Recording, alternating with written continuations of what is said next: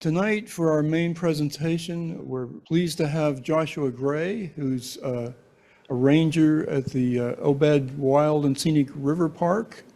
And I've certainly made a number of trips to Lilly Bluff Overlook to look at the Milky Way and just have a really good dark sky spot to enjoy the sky.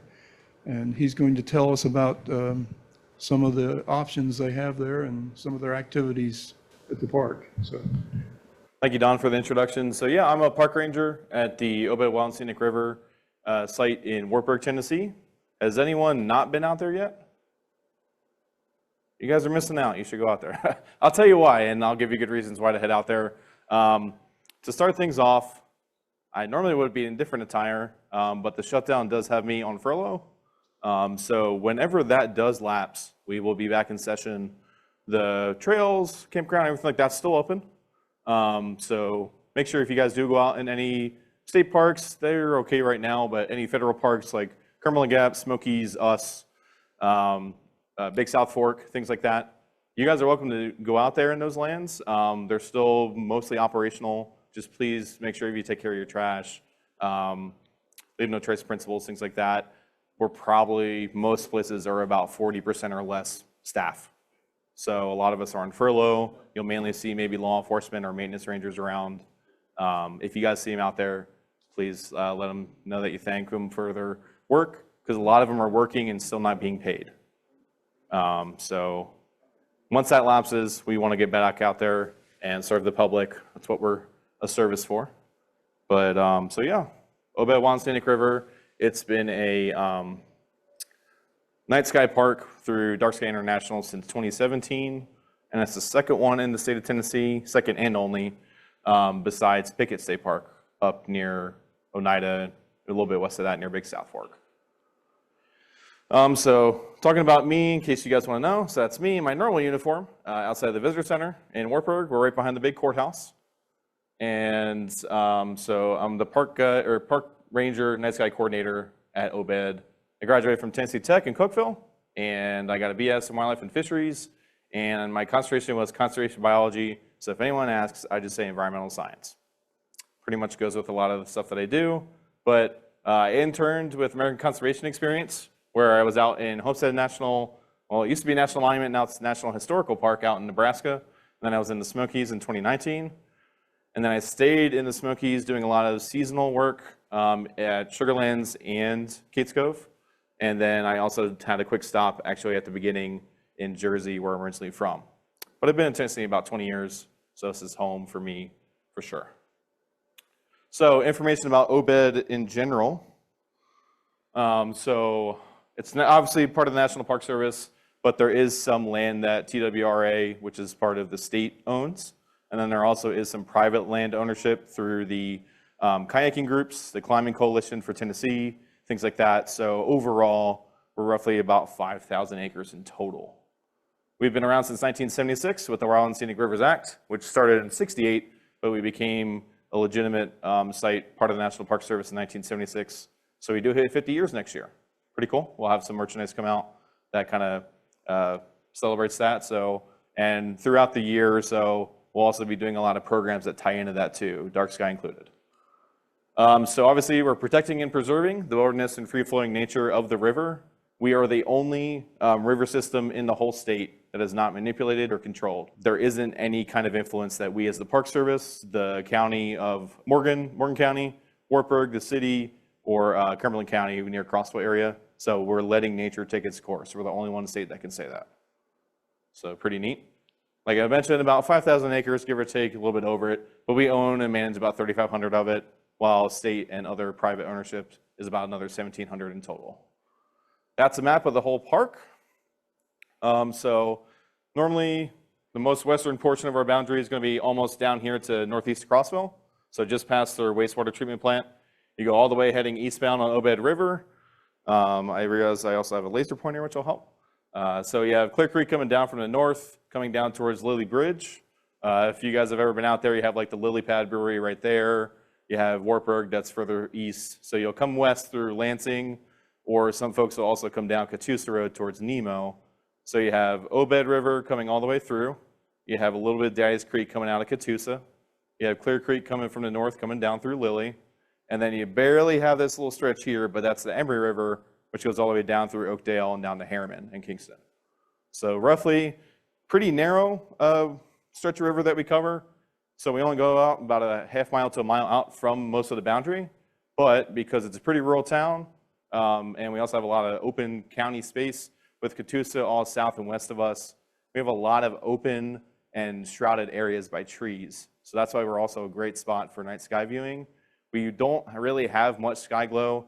There is some from the big correctional facility just east of town, and then you have Frozen Head State Park just north of that. So really, they're the one most affected by the light pollution of the prison, and I'll talk about that later.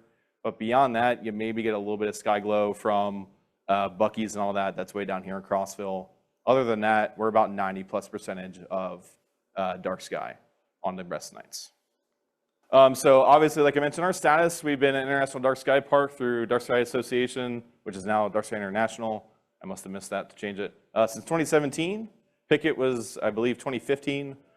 So besides that, they are the only two parks in the state right now, but hopefully that'll change in the future, and I'll get into more of that as well.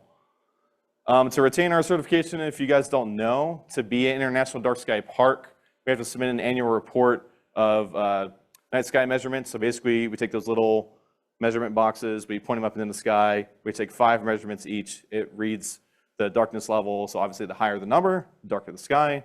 We take longitude and latitude, we go over the temperature. So obviously more in the winter months is usually when we try to take them, October and November or so.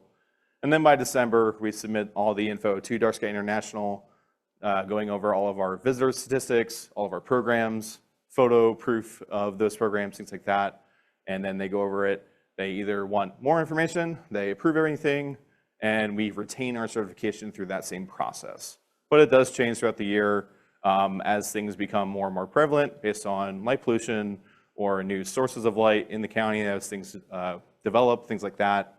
But for the most part, our light pollution in the Wartburg area isn't getting necessarily worse. It's just a very slow tick downward. So if they used to do, I think some parks still have the gold, silver, bronze like levels. We're between a silver teetering down towards a bronze. So still a great International Dark Sky Park, but there is some presence of light pollution that is starting to come in. But luckily, not much at all. And working with the city and the county, which I've done so far this year, we're hoping that can change.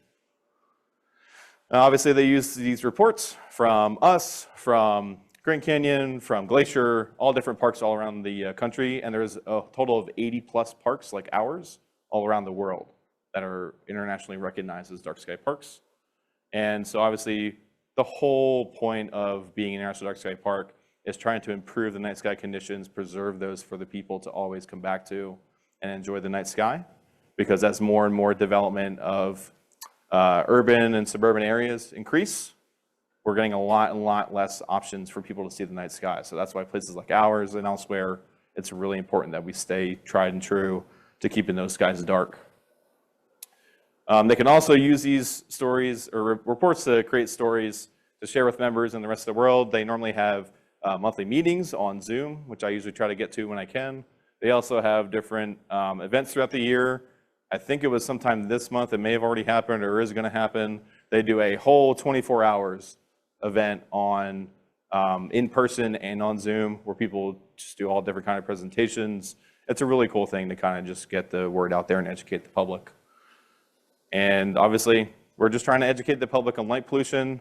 The people that we speak to, the programs that we have, those folks that experience the night skies, they become basically ambassadors for us. And for wanting to keep that night sky, I have had a lot of people at my programs, especially folks that are of the older generation, but it doesn't only be them. But when they come up to me and they, for 2 hours we were out there looking at all different planets and stars and such, and they say they haven't seen a sky like this since I was sitting in the back of my granddaddy's truck when I was a kid out on the farm. I mean, that's the whole point of why we're there. We're trying to keep that connection with us. There's obviously physical, mental, and spiritual connections that we have to the sky. Many different cultures. It's not just us, obviously. So it's really important to keep this preserved and protected for us and for generations to come.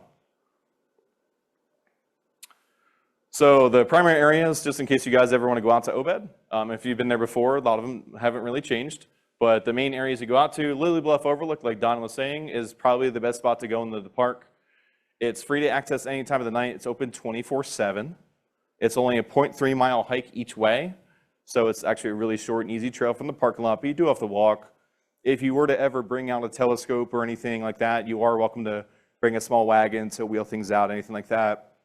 There is benches there, but if you want to bring a camp chair, probably be a little bit more comfortable, and obviously your own water, jackets, things like that. But it is open 24/7 all throughout the entire year. About 1,300 feet elevation. It's not incredibly high, but it's a really pretty area. Changing throughout the year, obviously, is fantastic with colors. I don't know what it looks like up there because I haven't been up there in about 14 days, but it should be really nice. I know the colors of Catoosa were already starting to turn in September, so our colors, I was in the Smokies on Monday, they were already starting to turn, so I wouldn't be surprised if ours were as well. Like I mentioned, from the parking lot, round trip, you're doing a little bit over half mile. We're talking 6-7 minutes on a flat dirt trail. As long as you stay on the trail that you start on from the parking lot, you'll end at the overlook, and that's it. Pretty easy going, but if you guys ever need more information, I can always give you guys more maps, give you more materials, things like that to kind of help you orient. And we're always open in the visitor center in town whenever the shutdown lapses, 7 days a week, 9 to 5. We're always open. If it's not me, it'll be my coworker Davey to help you out too. So Nemo picnic area, like you guys saw on the map, it was down towards the Emery River section. We do have a backcountry permit that's free to access and get from our website or in our visitor center. It's just a day use area, which is why we ask folks to fill that out and have a backcountry permit to access that area after dark. I have a lot of astrophotographers that do it throughout the entire year, so it's really easy process. If you guys have any issues or want to know how to get to it, certainly reach out to me or talk to me here and I'll help you out. It's acquired through our NPS website, like I said, or in the visitor center. And it doesn't have a trail or walk to get to the area. You literally will park at the Nemo picnic area and be right there at the river. You can also walk onto the historic Nemo Bridge, which I'll have pictures of later. And you can basically stand right over the river, about 40 feet up from the water, get really nice views on the water at night, and get some really good views above at the stars. Not as elevated as Lilly Bluff. You're going to think of river-shaped valleys coming down on both sides, so you're going to be situated more at the water, but it's still really nice. But more or less, if you want to have nice, easy access to the water for picnics, for swimming, fishing, it's the best spot in the park to do it. Really easy access, about 15 minutes southeast of town, or southwest. And like I mentioned, bridge is a really cool point. A lot of people take pictures of it. It used to be the old original railroad bridge, train bridge that went over the river originally, but you can now walk onto it. It's pretty cool. So the overlook looks normally like that. The place off to the right is actually where you normally stand here, but this is just one of the areas that you can hike to if you go off trail. That is Clear Creek coming through. So we're talking a lot of geological age rocks, anywhere from typically 200 to 300 plus million years old. So really old Pennsylvanian era rock, typically a lot of sandstone and limestone. And in the fall time, like I mentioned, really beautiful colors. For the most part, this year we should have colors very similar to this because we finally had a lot of rain again. The year prior, it was a really bad drought, obviously throughout the entire year. We probably had colors for maybe 2 weeks, if at that, and they were really muted. So this is a lot more what I'm hoping to see this year. That's normally what Night Sky looks like from just a nice long photo that one of my volunteers took with one of his, I believe with one of his telescopes or his phone, but I normally have Owen, yes, Owen Hoffman, that's right. He is fantastic. He is a load of knowledge. I don't know how that man has so much knowledge stored in his brain, but he has been a fantastic volunteer for me, as well as Garth Davies. He's a Welsh gentleman, really cool guy. He helped me learn about smart scopes with taking astrophotography, which I was able to get this year as well. And I'll talk about that later as well, but really pretty. Obviously, the Milky Way on the majority of nights at Obed is visible, especially if you're looking more towards the southwest-west orientation from the overlook. So really looking over the river, you're looking almost straight south. So anything, especially over towards the western side, you're going to see a lot more of the Milky Way. The majority of the time, if the conditions are right, you can probably see it for about 10 days out of the month. So really good eyesight in terms of seeing the Milky Way without any kind of instruments. Most people normally can't see it just with their eyes. They have to have some kind of something helping them out. So that's what's really cool about our site. From the Lilly Bridge just down below, obviously we have some beautiful fireflies going by, but the arch of the Milky Way coming through, we have a lot of photography that's done throughout the park. We do have a photo contest every year that folks can partake in, and night sky is one of our categories. If you guys ever enter it, we usually have a big celebration in August of every year. And if your photo is a winning photo, it gets posted on the wall in the visitor center for a whole year.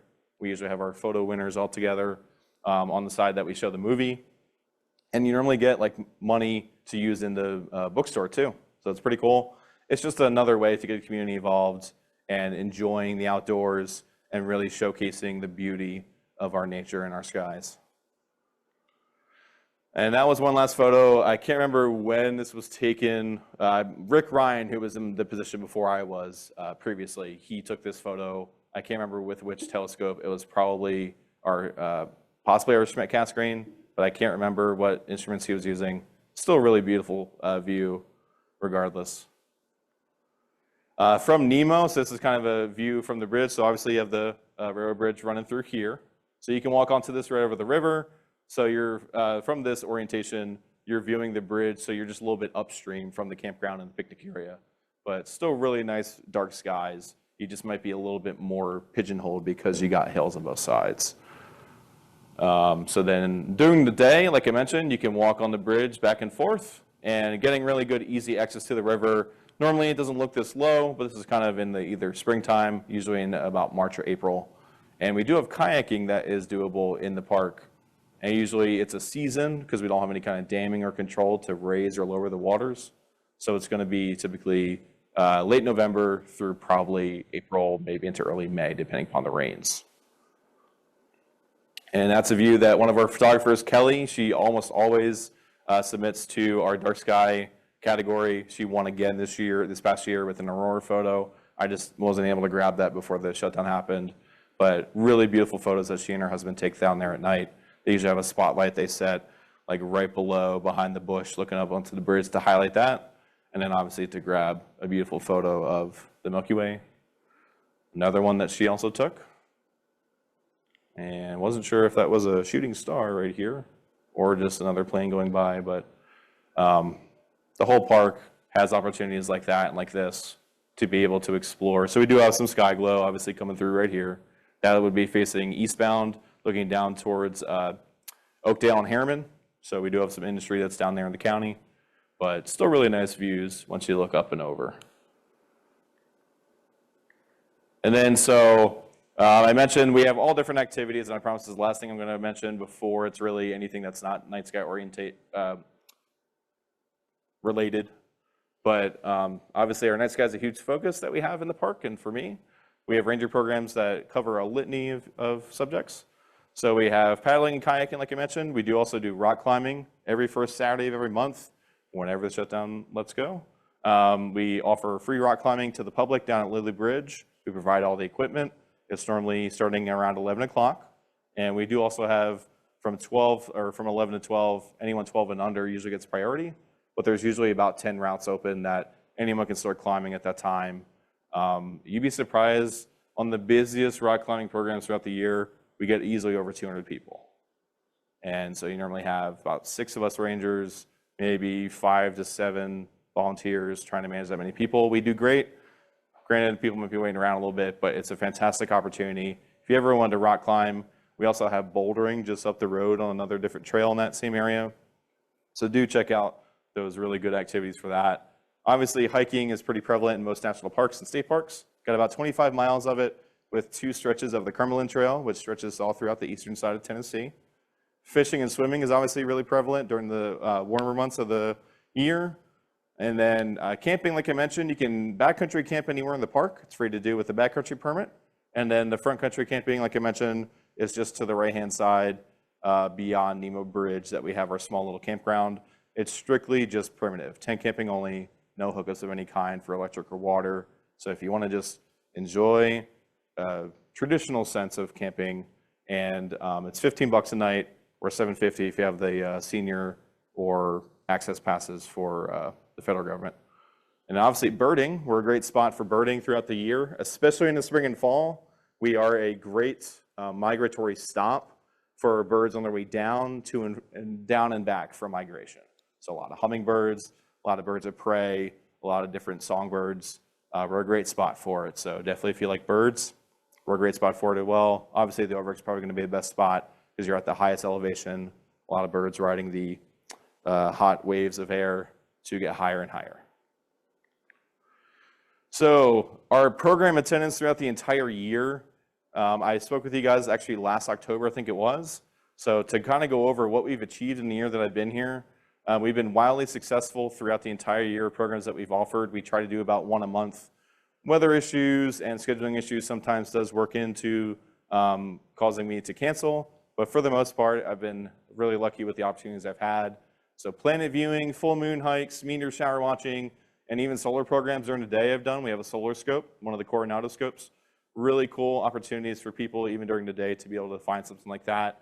Typical attendance is going to be between 10 and 50 people. But I also did a program back in August at Solomon Park in Wartburg. I got approval from the city mayor. I got approval from the city coordinator. I had the city of Wartburg police to come out and help patrol. So I got a really good buy-in from the city. I saw the mayor last week at Frozen Head during their festival. He really loved the idea, and he got a lot of good comments from people all throughout town. So it's definitely going to be something that we're going to want to do again, get more involvement from the community. That's the whole point of why we're here. In February 2025, we had the planetary alignment, right? So Lilly Bluff Overlook, you guys saw the kind of that picture. I had over 220 people in 4 hours that came out and saw that. We're talking about people from Knoxville, Chattanooga, Cookeville, Kentucky, Crossville. We're talking sometimes people drove over 3 hours just to come out for this event, and they said it was one of the best events they've ever been to. That was the whole point of why we do this, to have those big groups of people. Hopefully I don't get ever that high because that was kind of chaotic, but yes. How do you reach that many people to tell them it's going to happen? So we have a presence on Facebook and Instagram. We usually do a program release about a week in advance. And we also have our calendar on our nps.gov website that we update on the first day of every month. So like I mentioned, we try and do a night sky program every month, and we try and have enough advance on terms of how early we try and let the public know. But beyond that, also just word of mouth. Between us and Pickett, a lot of people want to come to us because we're closer to Knoxville. It's just we're much more accessible. So it just works for a lot of people to do that. Still between Crossville, Cookeville, I had people come from Nashville as well. So I have been in contact with the Dark Sky International delegate out there, Theo Wellington. She's been out to Obed and stuff before. So I'm really happy with the presence that we have in this area of the state. And then obviously back in 2024 in August, I had over 180 people out for the Perseus meteor shower. It was a fantastic hit. Probably saw anywhere from 20 to 40 meters an hour at Lilly Bluff. These are the kind of things that we're able to accomplish through just really good planning. I have fantastic volunteers that help me throughout the year. And then really just trying to sell our brand to the public. People love the Park Service. We want to give them the opportunity to be able to come out and have those experiences. And it's the whole reason why I have this job. I'm trying to just basically take the resources and make sure that the people are able to access them and enjoy them, and maybe give a little education about light pollution along the way. Let me ask you again, because Sure. I'm just amazed by how successful you are with these big numbers Yeah. for these events. Do you think maybe it's because you have contact with teachers in the public school system who tell their kids, next weekend there's going to be an event, you should be able to go to this? Yes, part of it is that. We do speak at schools, a lot of Morgan County, but I've also gone to the STEM night down in Kingston. So I'm down in Harriman, which is really easy for me to get down to Kingston for. We've done, so my supervisor works at Big South Fork, but we've also done stuff in Oneida area. I've gone into Knoxville. So my ex-chief ranger, he's now just a part-time worker for us, but we were at the Olaf Festival a couple weeks ago, the big Latino festival that everyone has. They hit their 25th year. I had the solar scope out, and probably 80% or more of people stopped to see the solar scope and then came to our booth to grab Junior Ranger books and things like that. We had over 600 people talk to us that day. So maybe part of it is outreach, and that's the whole reason why I'm wanting to cooperate with more and more agencies outside of our boundaries. And I'll even talk about that, I believe, next on the next slide. But this is the kind of relationships like that with educating our younger audiences, with trying to do outreach at festivals and events.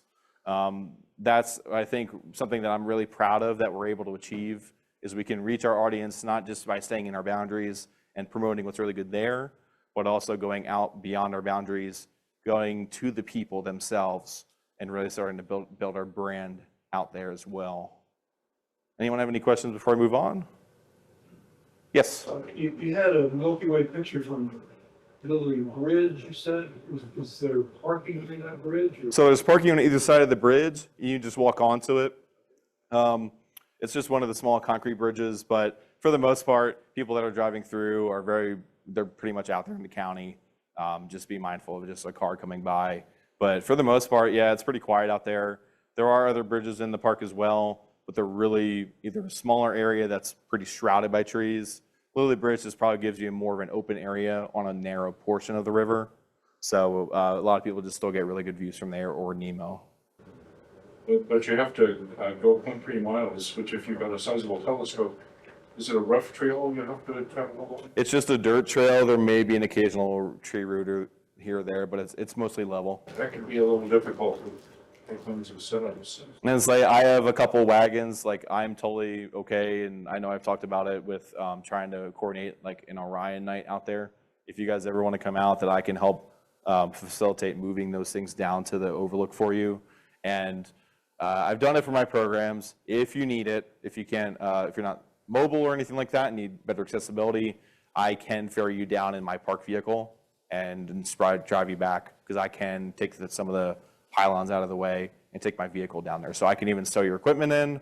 I may have to like ferry a couple folks and be a taxi service for a couple trips, but I can do that if you guys already even need to go that far in terms of accessibility. So we'll work it out. I definitely want to get you guys out there. I know it's a little bit further out west than some people mostly travel, but I promise you it's worth it. And hopefully weather just cooperates us on the night that we all come together and figure out that might be good for us. Any questions so far before I move on? Is the pass for Nemo, is that only at nighttime? Just nighttime, because it's a day use area, because it does have a gate. In the day, you can just go direct? Yeah, during the day, you're welcome to go out there just after sundown, because it's a picnic area and a campground. So really, only people that are normally down there are going to be those that are staying in the campground in their reserved spots. So that's why we just want to have a backcountry permit there at night. Did you have a question in the back, sir? I don't know if you had a question or not, sorry. Yes? Well, I had a question, but I want to know, during the government shutdown, what do you do for search and rescue? And what do you do for search and rescue anytime, if somebody falls down, breaks a leg, or falls in the river or something? So right now during the shutdown, things are going to be a little bit different in terms of probably response time. Luckily, not too much. We do have a really good relationship with the city police, with the county sheriff in Wartburg as well. And then we also have cooperated with Frozen Head. So it's kind of like between us and the 3 other divisions in the county, we usually help each other out with things, because a lot of the times, if things happen in Obed, it also bleeds over property lines and into the county or down with Catoosa.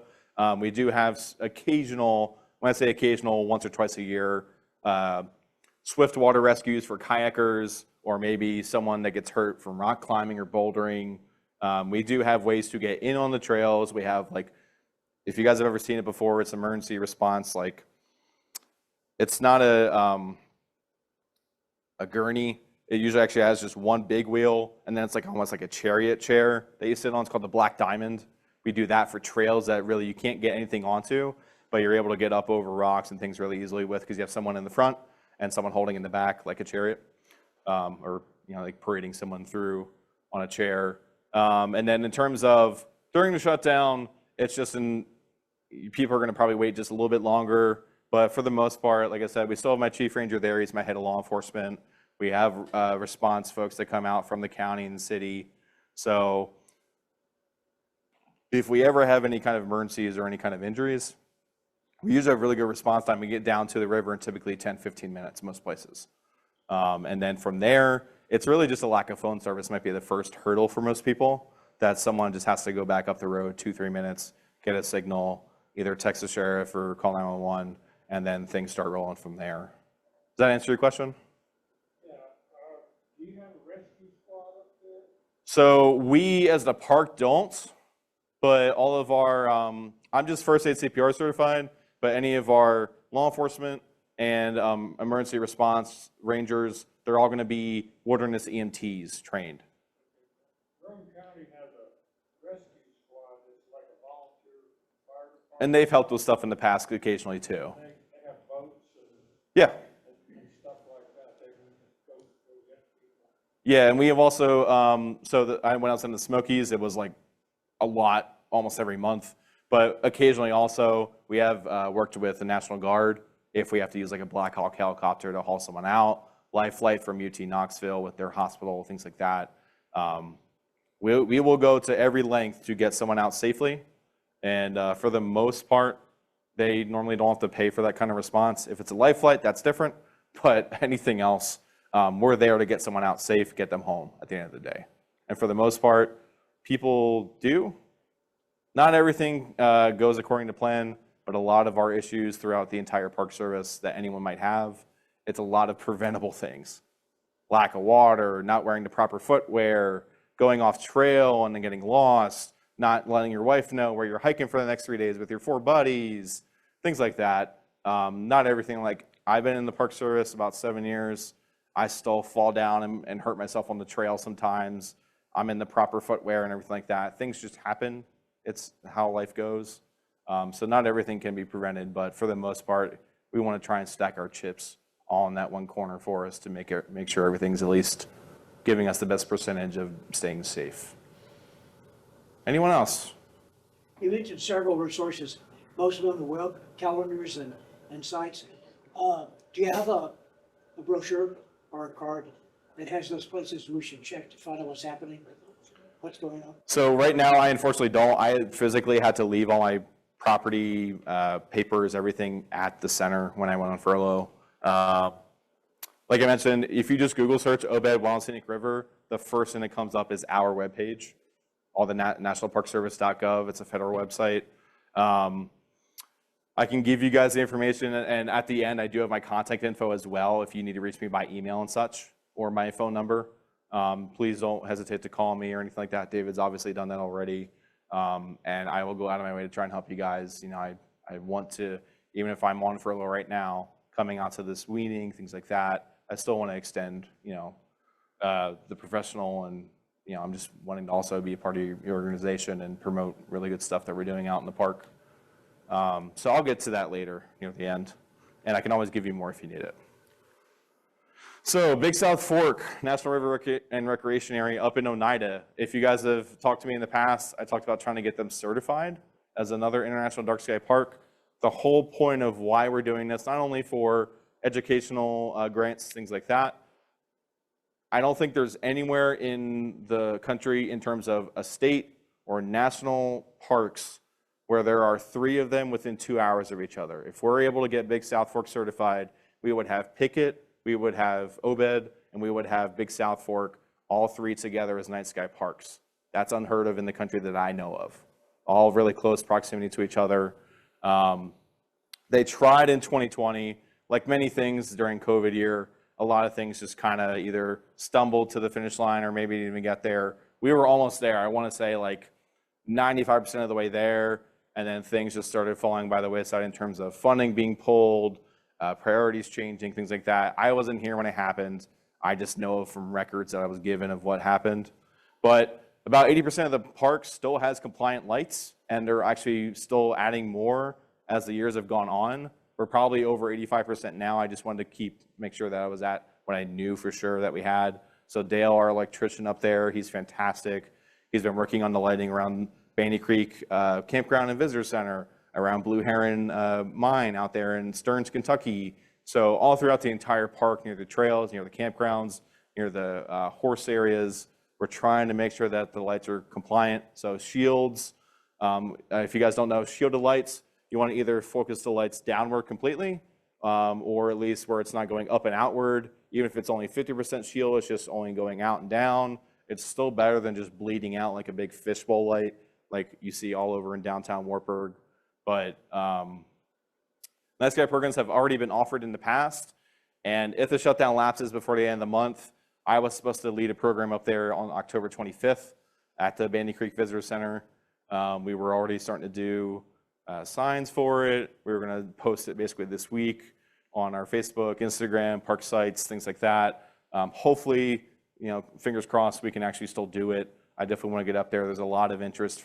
And then obviously, local officials, I've been already getting a lot of approval from the Oneida mayor, folks from, they had a small astronomy group up there, but also from approval from Smoky Mountain Astronomy. I was going to talk to you guys about possibly being another advocate for it as well. And I know you were in the past when 2020. And then obviously from the park staff in terms of our resource management, our maintenance department, and our law enforcement. And then obviously our superintendent, Nikki Nichols, she's been really wanting to push this back and get it certified for good. Night sky monitoring in Big South Fork, if you guys don't know, it's over 125,000 acres. It's the next biggest site after the Smokies in the state for the National Park Service. So there's over 30 sites that I would have to take those measurements at.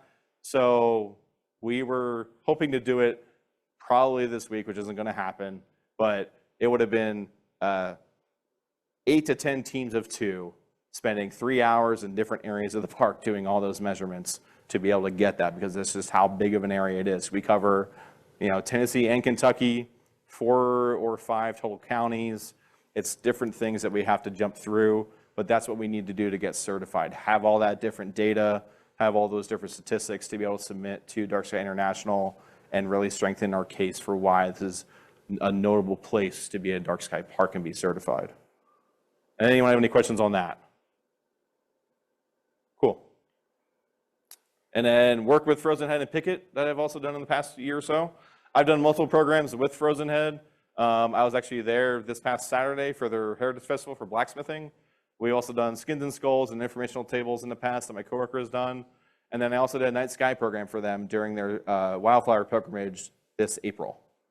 So I only had about 8 people come out, but even with all the light pollution from the Morgan County Correctional Facility, I was still able to see a lot of the stars that came out, a couple of the planets, mainly Mars and Jupiter. So even with the sky glow that we had from the prison, they still have a lot of trees out there, which helps buffer out a lot of that exposure to the light pollution. And they're able to turn off a lot of their lights around the center and stuff as well. So being in close proximity to that jail, there is a chance to work with the city of Wartburg, the county, and Frozen Head on trying to hopefully get shields for their lighting on the prison, because they're worried about just basically having the facility lit. If they have shields on the light, it's not going up and out and it's still lighting the facility.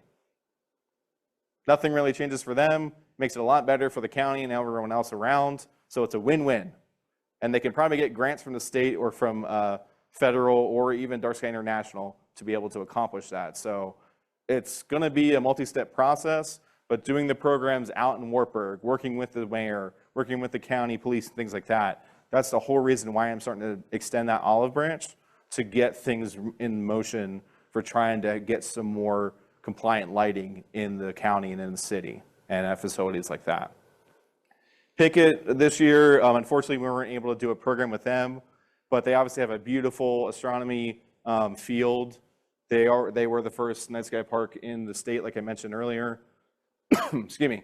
But unfortunately, they also now have a new campground within the last year or two that caters to UTVs, side-by-side, things like that, right like 2 miles away from their astronomy field. So a lot of noise, a lot of random light pollution at night.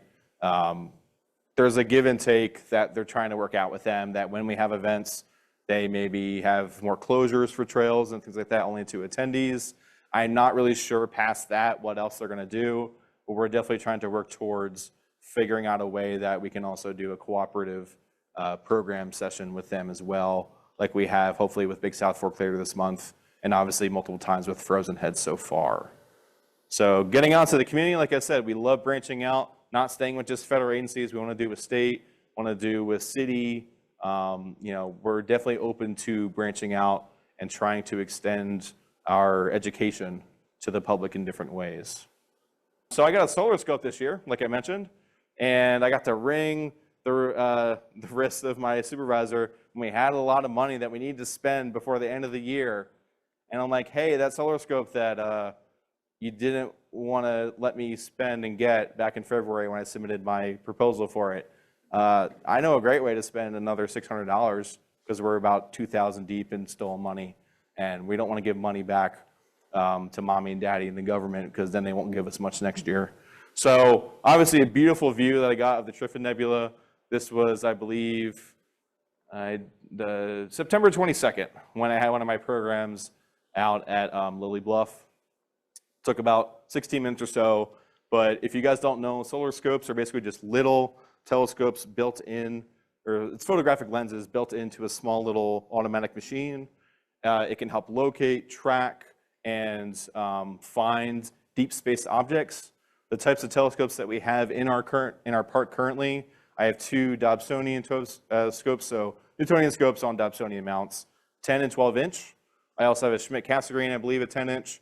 I have, like I mentioned, the Coronado solar scope. Those are my four main scopes that I have in the park. And then now that I have the solar scope, I can really help kind of bridge that gap between not only deep space objects that I can't see with my big telescopes, I can see them, but they're like murky milkiness in the sky, and that's about the best that I can get, even at like 140 times with my quadrupler onto the eyepiece. Now with the solar scope, I'm able to get those deep space objects and actually bring them into view for people right there at the event. And then also, it's another part of technology that maybe the younger generation knows immediately how to get in tune with, but it's still really easy to learn and get to know and enjoy, even if you're of an older generation and maybe not as technology, you're not as fluent in some of those technology. I know a lot of you guys are, so I'm not worried about that. But being able to literally just walk up to folks, I have my phone, I have my iPad or something like that, and I'm like, hey, I just found this in the last 15 minutes, and that's a view of something, and just the amount of colors, the amount of stars, it blows people's minds, and I'm just so happy to have that as another opportunity for people to enjoy the night sky. So I'm able to do planets, I'm able to do stars, I'm able to do nebulas and galaxies now. I'm covering most things that people want to see in the sky. So when people come to the program and say, hey, I want to see this, hey, I want to see that, now I really don't have anything where I'm like, I can't see that for you, I'm sorry, or I can't get that for you. So having that huge range of objects that I can offer to people and give them an experience to see and witness just makes the experience for them that much more impactful. This was the Omega Nebula, same night. Really pretty colors.